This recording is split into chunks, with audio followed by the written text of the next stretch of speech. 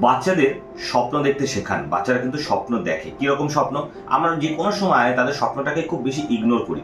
তারা ধরুন এরকম বলছে, ধরুন আপনি সাইকেল নিয়েই ঘোরেন, দেখবেন যে বাচ্চাটার বাড়িতে সাইকেল আছে সে কিন্তু একটা বাইকের কথা ভাবে। যে বাচ্চাটার বাড়িতে একটা অল্টো আছে সে হোন্ডা সিটির কথা ভাবে। যার বাড়িতে হোন্ডা সিটি আছে সে কিন্তু মার্সিডিজের কথা ভাবে। যে মার্সিডিজ বাড়ির ছেলে সে কিন্তু হেলিকপ্টারের কথা ভাবে। মানে যার বাড়িতে যেটা আছে, সে যেটা পেয়েছে, সে তার থেকে কিছুটা উপরের কথা ভাবে। ঠিক সেরকম ভাবে তাদের স্বপ্নকে একটু গুরুত্ব দিন।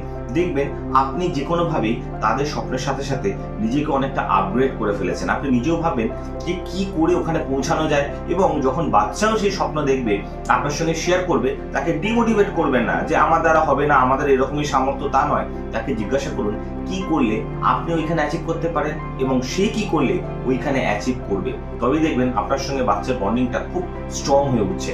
নিজে ভালো থাকুন, অন্যকে ভালো রাখুন। নমস্কার।